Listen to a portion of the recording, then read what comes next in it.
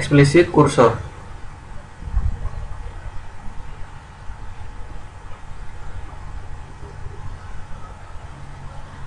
Objektifnya yaitu membedakan antara implicit dan explicit cursor, kemudian mendiskusikan ketika kapan dan mengapa digunakan explicit cursor, kemudian menggunakan PLSQL record variable dan menulis sebuah cursor for a loop. Setiap SQL statement dieksekusi dari Oracle Server, kemudian explicit cursornya mendeklarasikan untuk semua DML dan PLSQL select statement, kemudian yang explicit cursor mendeklarasikan dan memberi nama by the programmer. Explicit cursor function. Berikut ini fungsi dari explicit cursor, active set, kemudian ini tabelnya. Mengontrol explicit cursor, pertama membuat SQL area, kemudian diidentifikasi, kemudian di load, kemudian di tes, dan dibalikkan lagi, kemudian dirilis.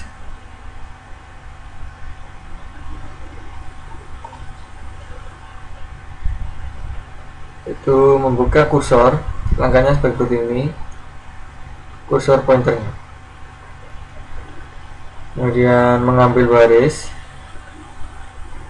continue sampai habis.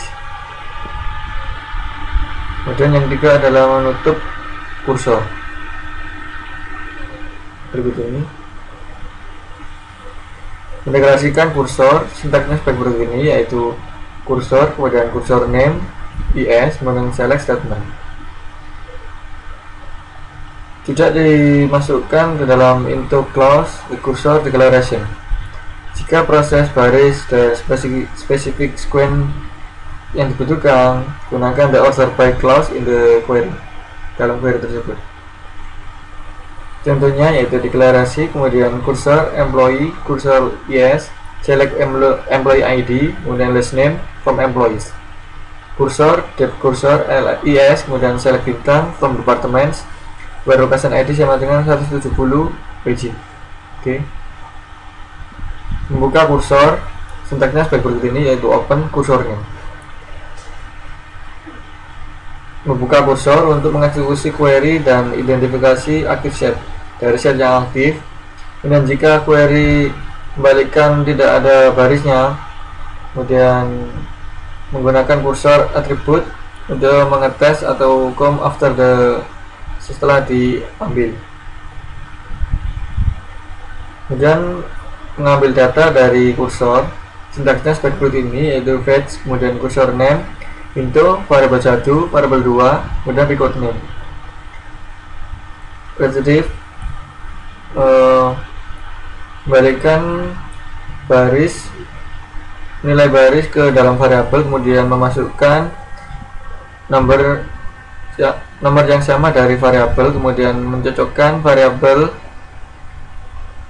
dengan di dalam posisi kolom, kemudian mengetesnya dalam baris. Contohnya yaitu loop, kemudian fetch employee cursor into vmno, vname, exit when process the retrieved data, kemudian end loop. Menutup kursor, sintaksnya seperti berikut ini, yaitu close, kemudian kursor name. Menutup kursor sudah selesai, prosesnya sudah selesai.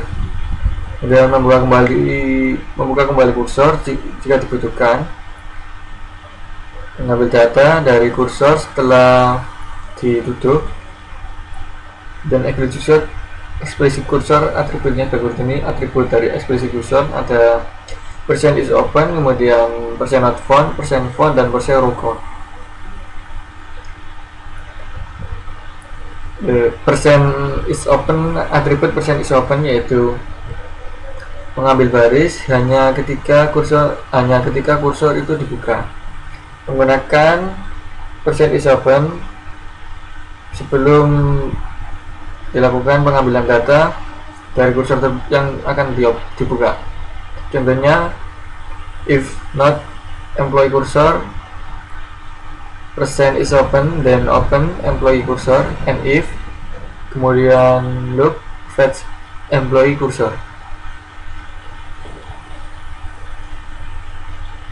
Atribut percent not found dan atribut percent row count. Gunakan percent row count, atribut percent row count untuk kembalikan nomor dari baris.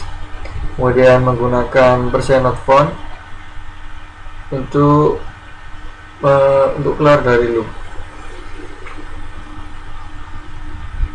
Contohnya seperti ini, yaitu deklarasi vmno employees.employee id percent type, kemudian vname employees.last name, kemudian percent type.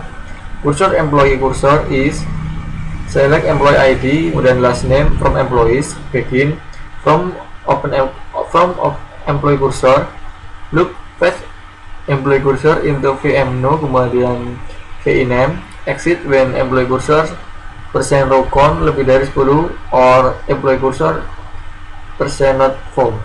Di WMS output dot put line to chart vmno dan vname end loop close employee cursor, kemudian end. Kursor dan record. Proses baris diaktifkan, kemudian diambil nilainya ke dalam BLSQL record. Deklarasinya seperti ini, yaitu pertama deklarasi, kemudian kursor employee cursor is diinisialisasikan dengan is, kemudian select employee id, last name from employees, employee record, kemudian employee record percent row type, begin, kemudian open employee record, loop fetch employee cursor into employee record, kemudian employee record, employee id, last name seperti ini 100 dan last name nya tim.